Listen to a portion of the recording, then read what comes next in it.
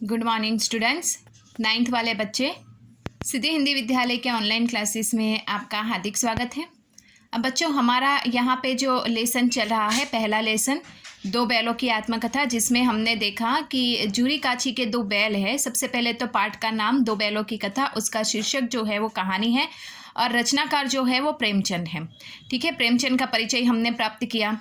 इसके बाद हमने देखा कि जूरी काची कहानी की शुरुआत में ही जो पहला हिस्सा था उसमें देखा कि जूरी काची के दो बैल है, एक हीरा और मोती। दोनों बचपन से ही साथ में रहते थे। दोनों बैलों को एक दूसरे के प्रति स्नेह था। जैसे वो बड़े होते गए उनका स्नेह और बढ़ता गया। दोनों एक दूसरे के गर्दन के ऊपर ज़्यादा वज़न ना पड़े, इसके लिए ज़्यादा वज़न अपनी गर्दन पर आए, इसके लिए एक क्या करते थे कि एक दूसरे की गर्दन झुका देते थे। दोनों साथ में ही खाना खाते। दोनों में से अगर कोई एक खाना नहीं खाता तो दूसरा भी खाना नहीं खाता। तो इस तरह से दोनों का प्रेम एक दूसरे के प्रति बहुत ही गहरा था। दोनों को एक गलत फहमी के चलते हीरा और मोती को ऐसा लगता है कि हमारे मालिक ने हमें किसी और को बेच दिया।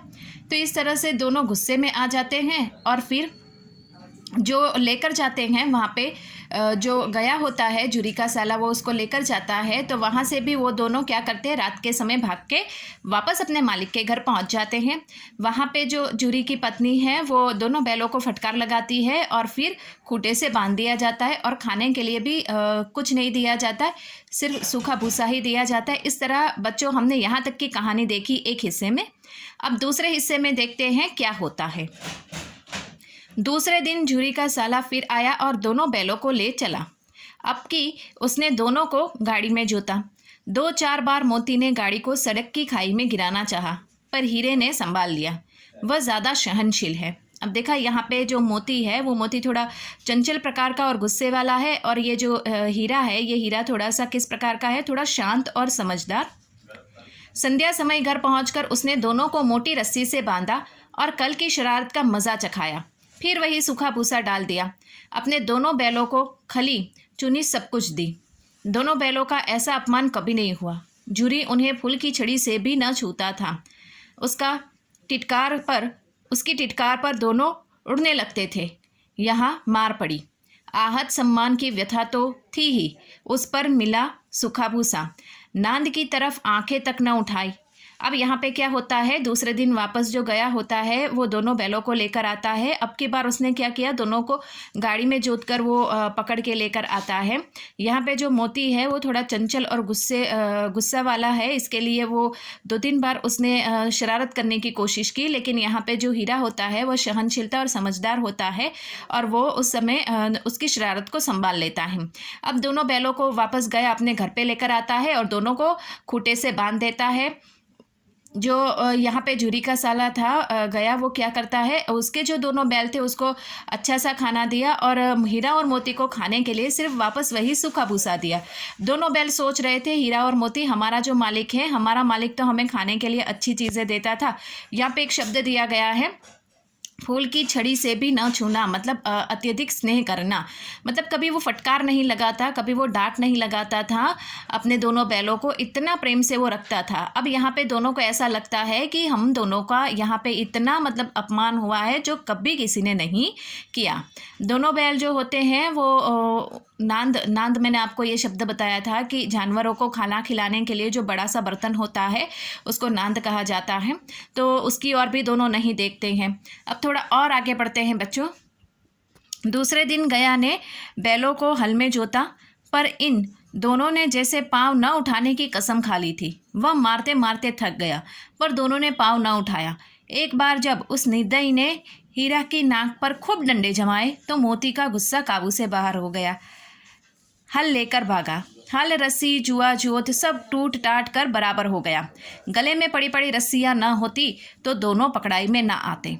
हीरे ने मुख भाषा में कहा, भागना व्यर्थ है। मोती ने उत्तर दिया, तुम्हारी तो इसने जान ही ले ली थी।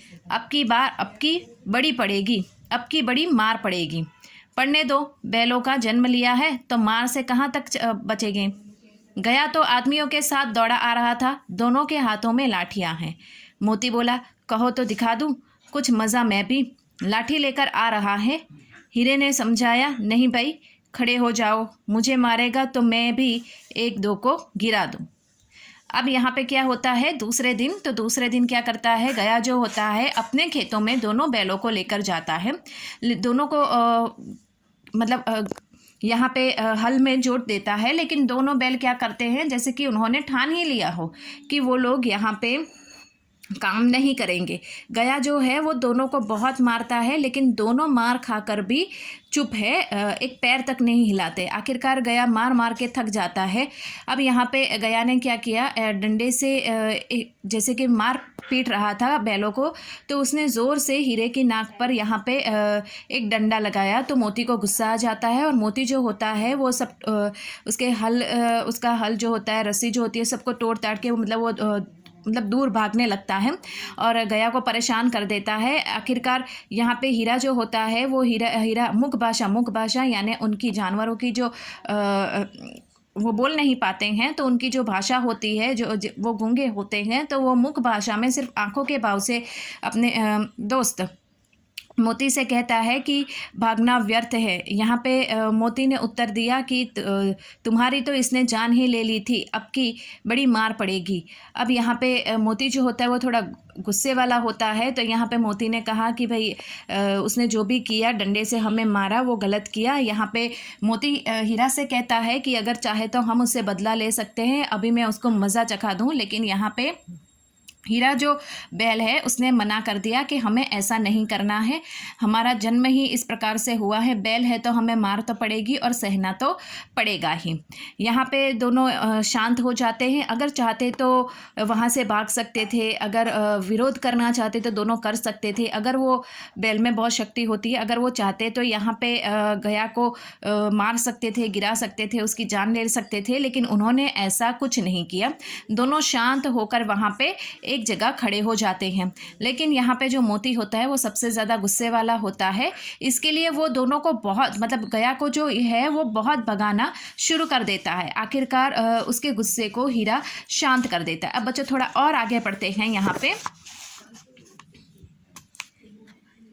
नहीं, हमारी जाति का यह धर्म नहीं है। यहाँ पे जब कहा ना मोती ने कि जैसे कि अगर तुम मुझे आज्ञा दो हीरा तो मैं इसको अभी मज़ा चखाऊं, इसको अभी गिरा दूं। लेकिन यहाँ पे हीरा कहता है कि नहीं, हमारा धर्म यानी कि हम जानवरों का ये धर्म नहीं होता है कि हम इंसानों के ऊपर वार करें और उनको घायल करें। यहाँ पे हीरा जो है वो समझदार जानवर के रूप में हमारे सामने आता है। मोती दिल में ऐंठ कर रह गया। गया आ पहुँचा और दोनों को पकड़ कर ले चला। कुशल हुई कि उसमें उस वक्त मारपीट न की, नहीं तो मोती भी पलट पड़ता। उसके तेवर देखकर गया और उसके सहायक समझ गए कि इस वक्त टल जाना ही मसलत है। यहाँ पे दोनों क्या सोचते हैं कि जैसे कि हीरा जो होता है वो शांत हो जाता है, मोती भी बहुत चुपचाप खड़ा हो जाता है। लेकिन अगर गया ने यहाँ पे वापस अगर डंडे से मारा पीटा होता तो हो सकता कि यहाँ पे जो मोती है वो पलटकर जवाब देता, लेकिन दोनों चुपचाप खड़े हो जाते हैं और दोनों को पकड़कर वापस वो घर ले जाता है और खूंटे से बांध देता है। गया के साथ जो दूसरे इंसान थे वो भी समझ गए थे कि अभी ये जो एक बैल है, ये बैल थोड़ा सा गुस्से में है, अगर उसके साथ थोड़ा सख्ती से बरता जाए तो हो सकता है वो हम पे वार कर सकता है, और अभी के लिए समय टल जाए तो सबसे अच्छा होगा। दोनों बैलों के सामने फिर वही सूखा भूसा ला दिया गया। दोनों चुपचाप खड़े रहे। घर के लोग भोजन करने लगे। उस वक्त छोटी सी लड़की 2 रोटियां लिए निकली और दोनों के मुंह में देकर चली गई।